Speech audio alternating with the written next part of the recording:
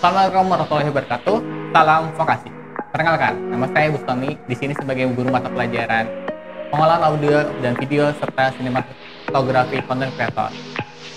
Saya di sini juga sebagai guru multimedia.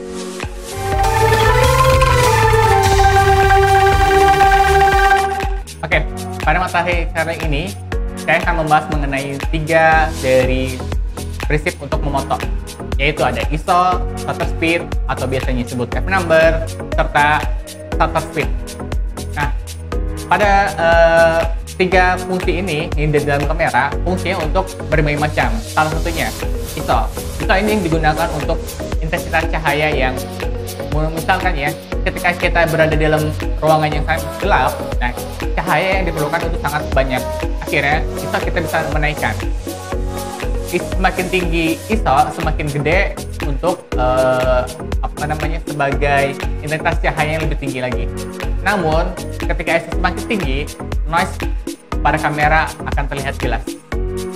Selanjutnya ada yang namanya f-number atau bukaan, biasa disebut bukaan.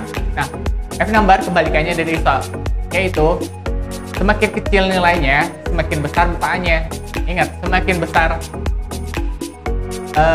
besar untuk nominal angkanya, misalkan F25 itu semakin kecil, tapi semakin kecil angka nominalnya itu semakin besar untuk bukaannya. Misalkan F2, contoh seperti ini, misalkan ini untuk bukaan dari F20 bisa lebih kecil. Nah, kalau misalkan untuk F2 itu bisa lebih besar seperti ini contoh aja ibarat. Fungsinya untuk menangkap cahaya selain ISO.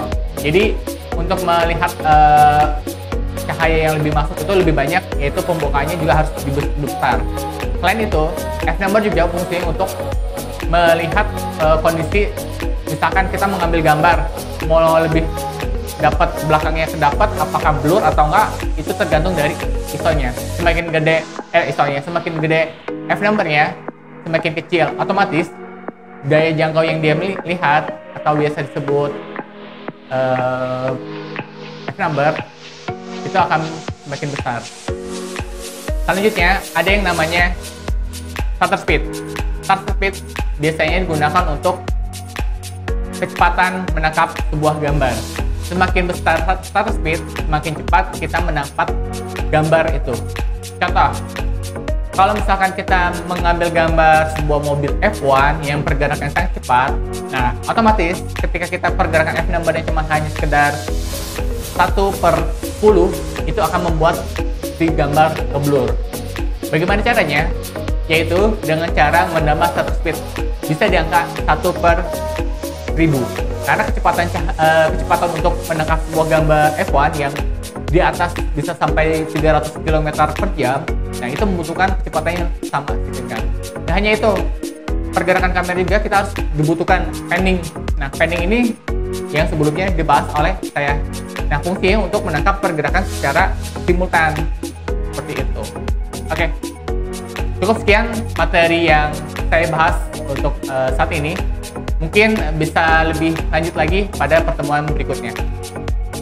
Salam vokasi. Assalamualaikum warahmatullahi wabarakatuh.